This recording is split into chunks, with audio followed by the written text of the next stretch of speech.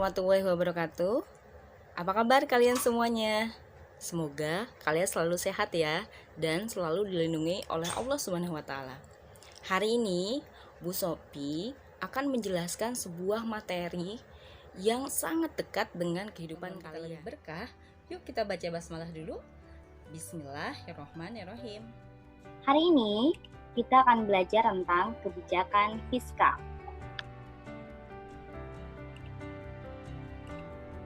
Tujuan pembelajaran kita untuk pembahasan materi ini adalah yang pertama, menjelaskan macam-macam dari kebijakan fiskal yang berlaku di Indonesia. Apa saja kebijakan fiskal yang berlaku di Indonesia? Nanti kita akan bahas semuanya.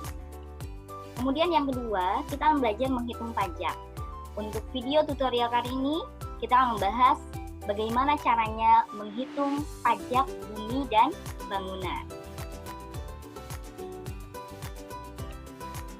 Nah, tadi kita sudah membahas nih, bahwa hari ini kita akan membahas kebijakan fiskal. Kalian tahu nggak apa itu kebijakan fiskal? Ada yang tahu? Nah, kebijakan fiskal ini adalah kebijakan yang berkaitan dengan penerimaan dan pengeluaran negara. Kalau kalian melihat di TV bahwa Presiden mengumumkan akan terjadi kenaikan tarif pajak. Nah, pajak ini adalah sumber apa? Penerimaan atau pengeluaran negara? Ya, penerimaan negara. Berarti kalian sedang melihat bahwa Presiden sedang mengumumkan kebijakan fiskal pemerintahnya. Gitu. Kemudian kalau kalian melihat misalkan Presiden mengumumkan akan dicabut subsidi BBM. Berarti itu berkaitan nggak dengan kebijakan fiskal? Ya, berkaitan, karena itu berkaitan dengan pengeluaran negara. Ketika dilihat secara detail isi dari kebijakan fiskal, nah kebijakan fiskal ini berkaitan dengan penerimaannya ya, yaitu penentuan tarif pajak, di mana setiap berapa tahun sekali itu dirubah tarif pajaknya, menyesuaikan dengan kondisi. Kemudian, kebijakan anggaran yang dilakukan oleh pemerintah. Apakah saat itu kebijakannya adalah surplus, defisit, atau seimbang, atau berimbang? Apa sih Bu kebijakan surplus, defisit, dan berimbang? Kita lihat. Kebijakan berimbang, dari namanya kebijakan berimbang, berarti kebijakannya kira-kiranya penerimaan dan pengeluaran negara bagaimana? Ya betul, penerimaan dan pengeluaran negara akan sama. Penerimaan sama dengan pengeluaran negara.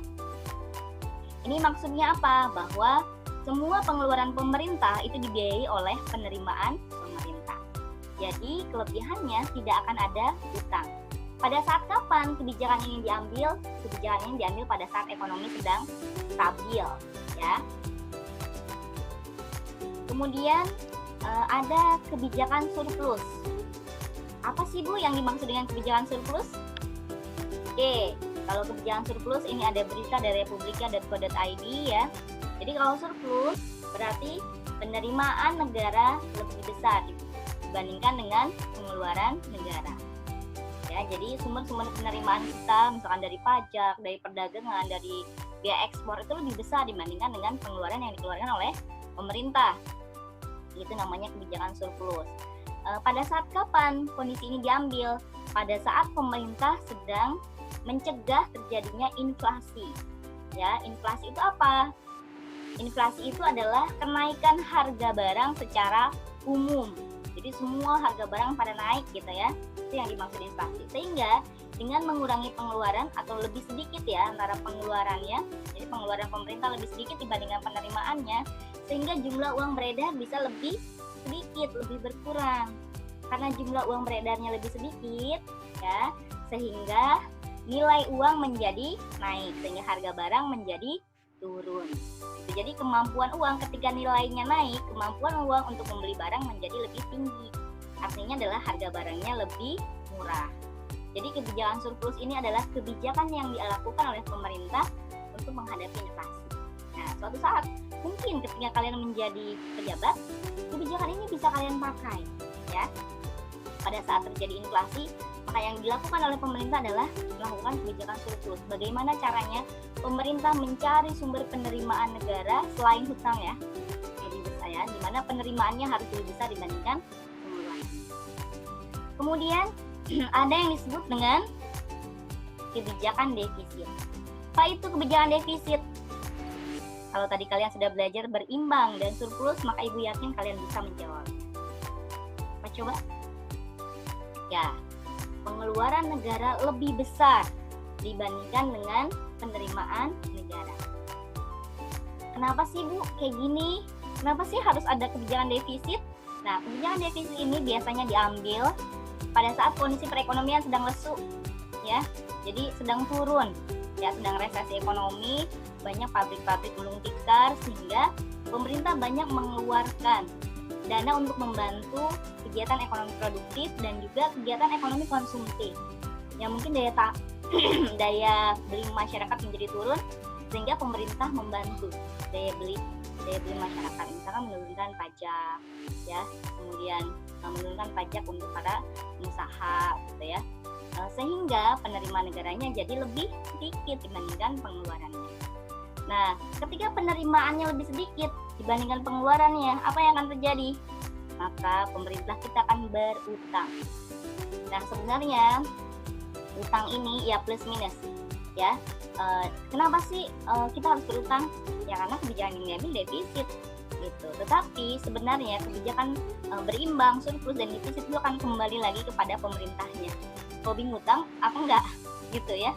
Beda-beda. Setiap pemerintahan itu punya ciri khasnya sendiri. Sehingga mengapa penting kita sebagai orang-orang yang berilmu untuk mengetahui atau bahkan mungkin terjun langsung di sini, ya, supaya kita bisa menentukan kebijakan apa yang tepat untuk kondisi negara kita. Oke, nah kalau tadi jenis kebijakannya ya, kebijakan fiskal tadi ada 3, surplus, defisit, dan berimbang. Maka kita akan belajar dari sisi penerimaannya sekarang. Penerimaan negara terbesar, ya, sumber penerimaan negara terbesar di Indonesia nomor 1 adalah dari pajak. Kenapa? Karena apa coba? Karena warga negaranya memang banyak, ya. Ketika warga negara banyak, maka itu akan berkaitan dengan penghasilan dan pajak bumi dan bangunan yang mereka miliki. Nah, kenapa sih kita harus tahu cara menghitung pajak? Nah, kita ini bisa mengecek loh. Ketika misalkan terjadi kesalahan misalnya luas bumi dan bangunannya angkanya tidak sebesar ini, kita bisa mengcross-checknya kepada pihak Dirjen Pajak. Sekarang kita lihat, apa sih rumus PBB? Rumus PBB adalah, NJOP dikurangi NJOP TKP dikali tarif pajak dikali 0,5%. Apa sih Bu yang dimaksud dengan NJOP? NJOP TKP, tarif pajak. NJOP adalah nilai jual objek pajak. Contohnya kalau kalian melihat gambar ini, maka nilai jual objek pajaknya adalah rumahnya, kemudian tanahnya. Ya, kalau di belakangnya ternyata ada taman yang sangat luas, maka tamannya juga kena. Dan ini pagarnya. Ketika pagarnya mewah dan luas, maka kena pajaknya. Oke. Nah, kemudian NJOP TKP, nilai jual objek pajak yang tidak kena pajak. Jadi pemerintah menetapkan bahwa dari besarnya nilai jual objek pajak NJOP ini, ada yang tidak kena pajak, nilainya sekitar 10 juta atau 12 juta rupiah. Dikali dengan tarif pajak kali 0,5%. Apa itu tarif pajak? Tarif pajaknya ada 2. Kalian melihat di sini ada 2 gambar ya. Nah, ini sebenarnya gambar yang ibu ambil dari internet dan ternyata ini adalah rumahnya Nia Ramadhani sebelum dan sesudah. Sebelumnya rumahnya begini. Nah, sekarang kalian tahu bagaimana rumahnya? Luas banget ya, indah banget, megah banget. Ketika Nia Ramadhani zaman dulu, maka Nia Ramadhani membayar pajaknya, tarif pajaknya cuma 20%. Tetapi sekarang tarif pajaknya adalah sebesar 40%. Beda ya, karena hartanya atau nilai jual objek pajaknya juga berbeda. Kita kira-kira yuk, berapa sih pajak yang dikeluarkan oleh Nia Ramadhani? Memang sini datanya enggak benar-benar valid, tapi kira-kira saja ya. Jika orang memiliki NJOP sekian, maka kita bisa memperkirakan berapa nilai pajaknya. Ibu punya contoh soalnya juga Nia Ramadhani pas ya. Nah, pertama kita tentukan dulu nilai jual objek pajak caranya adalah luasnya ya dikalikan dengan harga per meter persegi. Kita lihat, apa sih yang dimiliki oleh Nia Ramadhani? Rumah. Rumahnya 1000 meter persegi, harganya 10 juta. Maka kita kalikan ya, totalnya adalah 10 miliar. Kemudian tanahnya 1.500 dikali 8 juta, sama dengan 12 miliar. Dan pagar ini masih berbentuk panjang dan tinggi, sehingga kita harus mencari luasnya terlebih dahulu. Luasnya adalah panjangnya dikali tingginya, berarti 1000 dikali 3 dikali 2 juta. Maka kita akan dapat harganya adalah 6 miliar. Maaf ya, 6 miliar. Oke, berarti totalnya adalah nilai jual objek pajaknya 28 miliar. Luar biasa ya. Oke, dikurangi NJOP TKP-nya 10 juta rupiah. Nah, sehingga NJOP KP ini adalah nilai jual objek pajak yang kena pajak. Oke, yang kena pajak. Yang angkanya, nah, tadi kita lihat bahwa ketika nilainya lebih dari 1 miliar, maka pengalinya adalah 40%. Oke. Nah, ini ada cara mudahnya.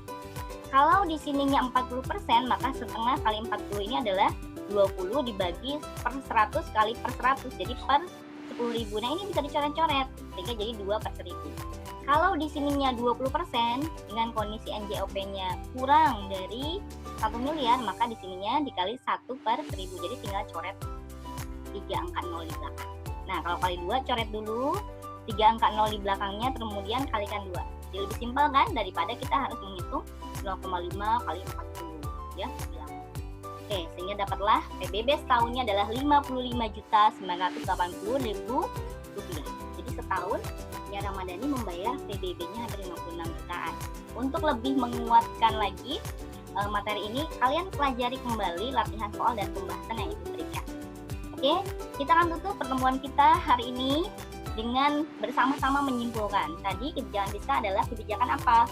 Kebijakan yang berkaitan dengan penerimaan dan pengeluaran negara.